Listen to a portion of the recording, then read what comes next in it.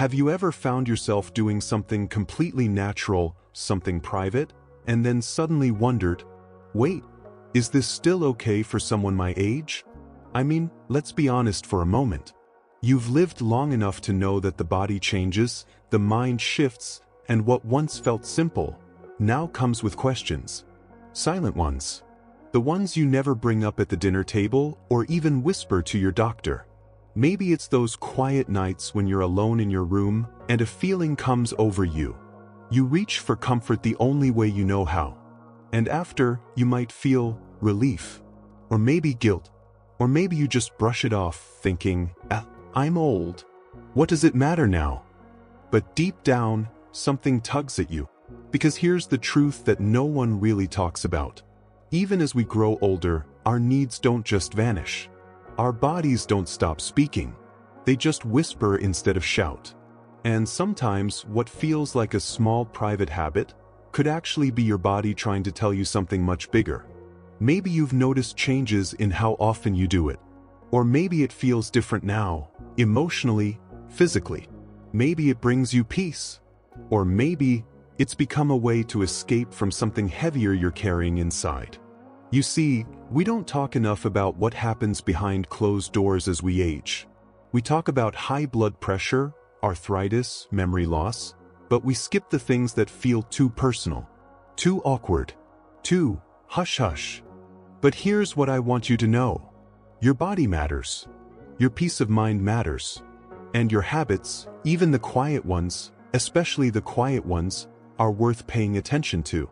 So in this video, we're going to talk openly, gently, respectfully about something many seniors wonder about but almost no one discusses. Masturbation in older age. What's normal? What might be a sign of something deeper? And what does your body, your heart, really need? Whether you're watching this for yourself, or for someone you care about, or even just to understand your own journey better, you're in the right place. Because silence may be common, but it's not always safe.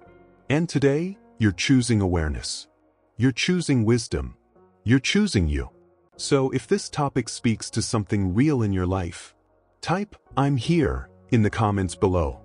And if you believe that aging should come with truth, not shame, with care, not silence, then go ahead and subscribe to Thriving Oldies. Because this is where we age with clarity, courage, and compassion. Let's begin. Now, picture Mr. John.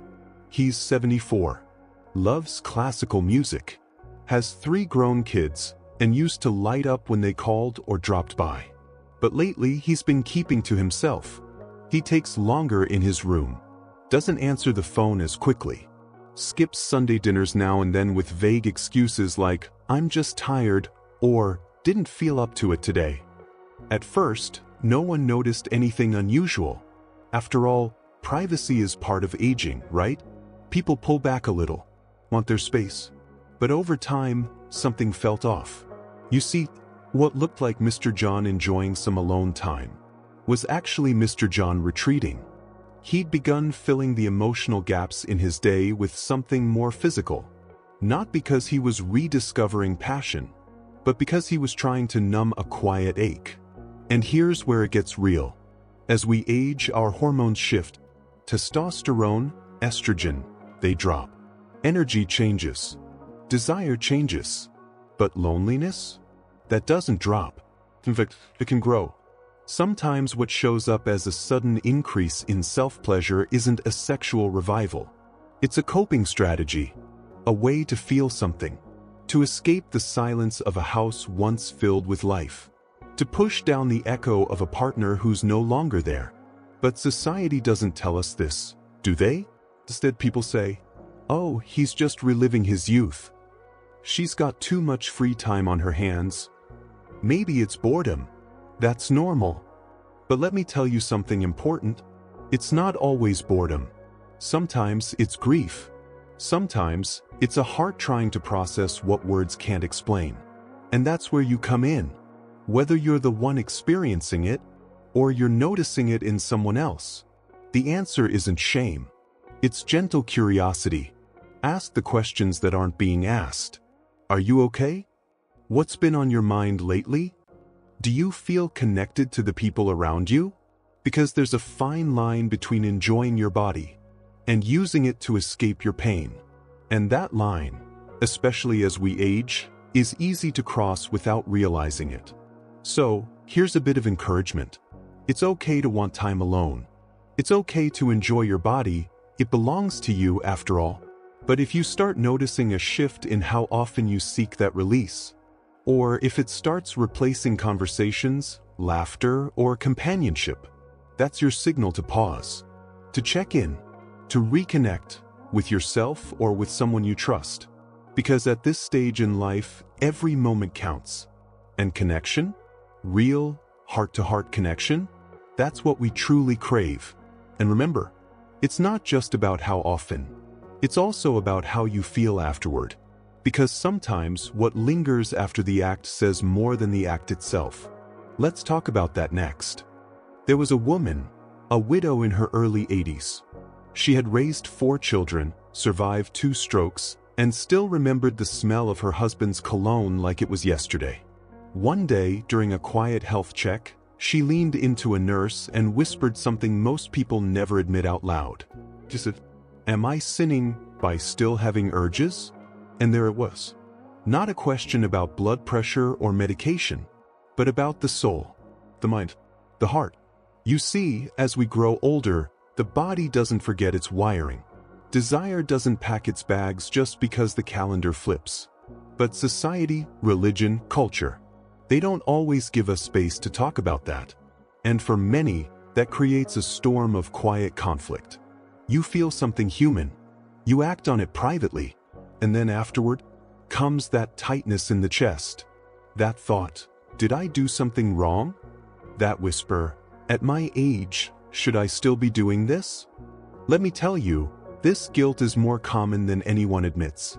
Sometimes it's spiritual. You were raised in a time where touch was reserved, where talk of the body was taboo. And even now, in your golden years, that programming is still in there, quiet, but alive. Other times, it's emotional. You might still be grieving a partner you lost years ago. And when desire returns, it feels like betrayal, like you're cheating on someone who's no longer here. And then, there's another layer, a layer few people even consider. Sometimes, that shame doesn't come from your beliefs at all. It comes from the brain. Because aging can bring subtle cognitive shifts, early signs of dementia, medication effects, or mood changes. And when the brain struggles to make sense of impulses, it can trigger confusion, fear, and yes, even shame. But here's the truth, my friend. Desire is not a sin. It's a sign of aliveness. Your body, even now, is still connected to the world. Still reaching for joy, for comfort, for closeness, even if it's just with yourself. So if you ever feel that crushing wave of guilt afterward, ask yourself, where is this feeling really coming from? Is it a belief that no longer serves you? Is it unspoken grief? Is it a sign that your mind or emotions are asking for help? Because guilt, especially when it shows up often or heavily, is not something to carry alone. Talk to someone you trust. It could be a friend, a faith leader, a doctor, or even a trained counselor who understands what it means to age with dignity. You deserve peace, not punishment. You deserve understanding, not silence. And if you're listening to this right now thinking, that sounds like me, know this, you are not broken. You are human. And more importantly, you are not alone. Now, here's where it gets even more interesting. While some folks carry shame and guilt like a heavy backpack, others feel something completely different, an urge they can't stop chasing, a craving that never feels fully satisfied. And that opposite extreme is where we're heading next. Let me take you into the living room of a couple I once met, Robert and Clara, married for over 40 years. They've been through it all together, kids, career changes, surgeries, the quiet heartbreak of losing friends to time. One evening, Robert looked at Clara with a kind of sadness she hadn't seen before. And softly he said, "When we're close, I don't feel anything anymore. Not just physically. Emotionally too. It's like I'm there, but not really there. Clara blinked back tears, wondering, did I do something wrong? But the truth was, neither of them had done anything wrong. You see, as we age, a quiet shift begins to happen. Blood doesn't flow the way it used to. Hormones, those tiny, powerful messengers, start to fade into the background. Nerve endings become less responsive. Touch doesn't light the same spark it once did. And slowly, without warning, desire goes quiet. And that silence can feel like rejection, like loss, like something precious slipping away. But here's what's important to know. While a reduction in desire or sensation is a normal part of aging, a complete shutoff, emotionally and physically, may be a whisper of something deeper. Sometimes it's the body saying, hey, something's off. Maybe it's circulation, blood not reaching certain areas as easily anymore. Or maybe it's hormonal, low testosterone or estrogen levels making everything feel dull or distant. Or maybe it's the medication on your nightstand doing something it was never supposed to do. And sometimes it's even more subtle, a quiet sign of early Parkinson's, or a side effect of a sleeping pill no one warned you about, or the buildup of emotional scars that were never fully healed. But what do most people say? I'm just getting old. Maybe this is what marriage becomes. I guess those days are over. But no, my friend, not so fast. You don't have to settle for silence. Not in your body, not in your heart. Sometimes just a few small changes can awaken something you thought was gone. Gentle walks to get your heart moving. Staying hydrated so your body feels alive again. Foods that support circulation, like berries, leafy greens, or even a little dark chocolate. And sometimes just sitting beside someone you trust and saying, I miss feeling connected. It doesn't always have to be about sex. Sometimes it's about sensation, closeness, emotion, that invisible string between two people that says, I still see you. And here's something else to keep in mind. Loss of sensation isn't always permanent. With attention, with love, with care, many people reclaim more than they thought possible. But it starts with honesty. It starts with noticing.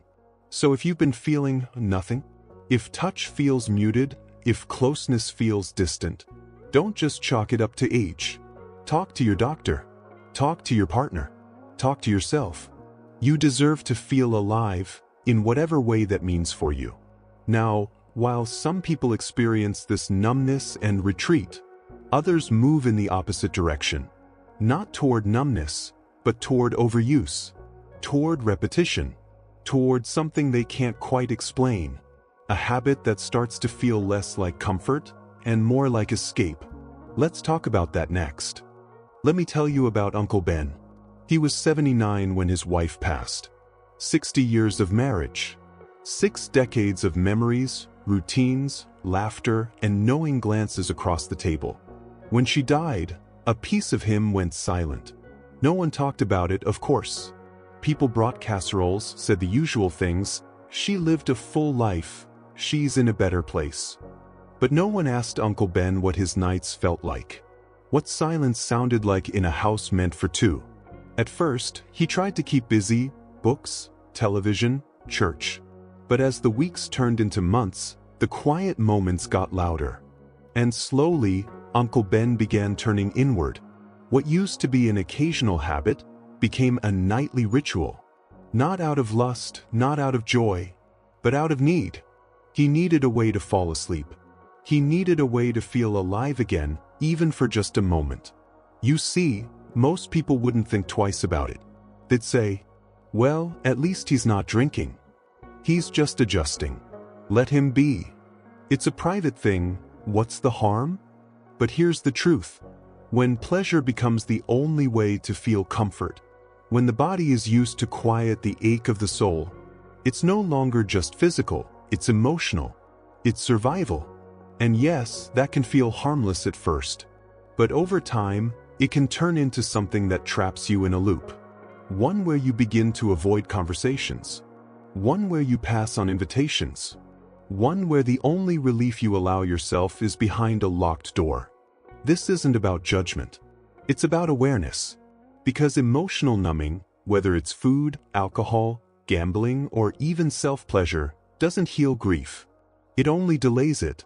And grief has a way of waiting, quietly, patiently, until it finds another way to speak.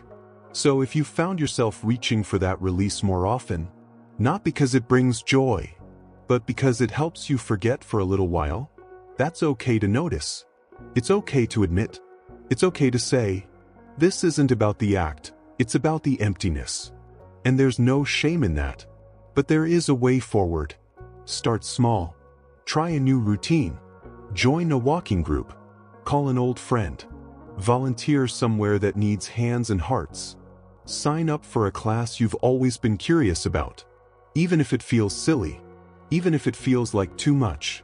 Because every time you choose connection over isolation, even in the smallest way, you're telling your mind and your body, we're still here. We're still living. We're still part of the world. And trust me, grief doesn't want to destroy you. It wants to be heard. It wants to move through you, not get stuck inside you. So yes, self-pleasure can be a healthy part of your life. But if it's become your only coping mechanism, if you find yourself using it to silence the sadness or stress, that's worth listening to. Because you deserve more than survival. You deserve healing. And sometimes, it's not the mind that shows us something's wrong. It's the body, the discomfort, the tension, the physical signs that say, hey, something's not quite right here. Let's talk about that next. There was a woman, let's call her Miriam. She was in her late 60s. Soft-spoken, strong-willed, always put together with pearls and pressed skirts. But for a few months, something started to feel different. During moments of private release, she noticed a sharpness. A dull ache. A bit of stinging where there used to be peace. At first, she brushed it off. Probably just dryness. I'm getting older, that's all. It'll go away. But it didn't. She started avoiding the act. Started flinching at her own touch. And eventually, started feeling pain even when she wasn't doing anything at all. Still, she said nothing. Because even at 68, even after children, marriage, menopause, and decades of life, she was embarrassed. Ashamed to talk about something so personal. Afraid she'd be judged. Afraid the doctor would frown. Afraid she'd be told, well, what do you expect at your age? But when she finally went for a checkup, months later, it wasn't just dryness. It was a serious infection. One that, left untreated, could have caused far greater problems. It wasn't cancer, thank God, but it could have become something irreversible. Pain during self-touch isn't always just age. Irritation isn't always nothing. And blood, especially when it shows up unexpectedly, should never, ever be ignored. In men, it might point to an inflamed prostate. In women, it might be thinning vaginal tissue, infections, or even precancerous cells. For anyone, pain, burning, numbness, or recurring soreness is the body's way of waving a red flag. But because it's private, because it involves parts of ourselves we're taught not to talk about, we keep quiet. So it's awkward. It'll pass. No need to make a big deal. But here's the truth, my dear friend. Silence can steal your health. The body speaks. Not always with words, but with symptoms. And the longer we wait to listen, the louder and more dangerous those symptoms can become. Now, you don't need to rush into panic. One moment of discomfort doesn't mean disaster. But if it happens more than once, if it becomes a pattern, if something feels off and stays that way, please talk to your doctor. And if you don't know what to say, just start with this.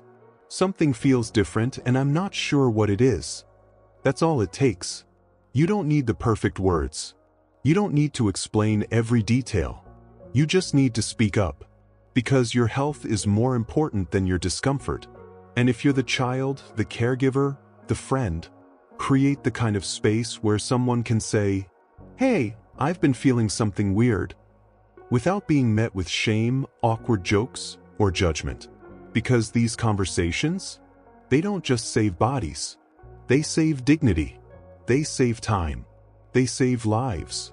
So as we reach this point in the video, after talking about frequency, guilt, disinterest, emotional coping, and now physical warning signs, you might be wondering, what does all of this mean? What does it mean for you? For your loved ones? For what it looks like to grow older with honesty, peace, and grace? Let's talk about that right now. Talking about sexuality in older age, it's not easy. Not because the topic is wrong, but because for so many of us, we were raised to never even acknowledge it. We were taught to cover up, to stay silent, to treat intimacy as something that belonged to the young. And so when the urges don't go away, when the needs of your body still speak, when loneliness makes its way beneath your skin, you're left wondering, is this still okay? Is this normal? Should I feel ashamed? But let me say this to you, with all the love and truth I can offer, hiding from it doesn't protect you. It only leaves you vulnerable. Vulnerable to fear, vulnerable to shame, vulnerable to silence that leads to suffering. Your body is not something to apologize for. Your needs, emotional, physical, even sensual, are not sinful or silly. They are part of being human, being alive, being whole. Masturbation is not shameful. It's not a weakness. It's a window into what's happening inside. Your emotions, your stress, your health, your longing. And when you learn how to read that window, when you stop ignoring it or covering it with guilt, you step into something powerful. Wisdom. Real wisdom isn't just about knowing facts. It's about noticing patterns, feeling deeply, and responding with care, not fear. So if you've been unsure about your habits, if you've noticed changes that you can't quite explain, if something in your gut says, this might be more than just aging, then take today to pause, reflect, journal, reach out, talk to someone you trust, have a conversation you've been avoiding, even if it's just with yourself. Because the act of caring, of truly, deeply caring for your aging body and your changing heart, is not weakness. It is strength. It is dignity. It is grace. Remember this. Aging isn't a decline. It's an evolution. And your body? It's still talking, still teaching, still showing you what it needs. All you have to do is listen, with compassion, with courage, with love. Let's quickly recap what we've explored together today. We looked at 5 key signs, each one a quiet signal your body or mind might be sending. Changes in frequency when it becomes a habit of escape rather than enjoyment. Feelings of guilt or shame afterward, especially when tied to grief or outdated beliefs. Loss of intimacy or sensation, which could reflect physical or emotional blocks. Using it as a coping mechanism, a red flag that something deeper needs to be addressed. Physical discomfort or pain, a clear sign that medical attention may be needed. These aren't things to fear. They're things to notice, to speak about, to honor, because your health, your whole health, deserves attention. Even the parts you've been told to keep quiet. So now I turn it over to you. Have you experienced any of these signs? Or maybe you've noticed them in someone close to you. Have you ever had questions about this topic but felt too shy to ask? Please, leave a comment below. Share your thoughts, your story, or even just a thank you, I needed this. I read every single one, because this space was made for you.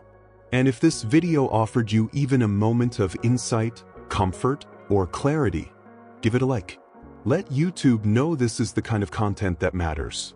And don't forget to subscribe to Thriving Oldies, where every video honors the beauty of aging, the power of awareness, and the dignity you deserve. Because aging isn't about fading away. It's about stepping into a new kind of strength. And we're here for you every step of the way. So thank you for spending this time with me. Thank you for choosing to listen. Thank you for caring. You are not alone. You are not broken. You are growing. And here at Thriving Oldies, we're growing with you. I'll see you in the next one.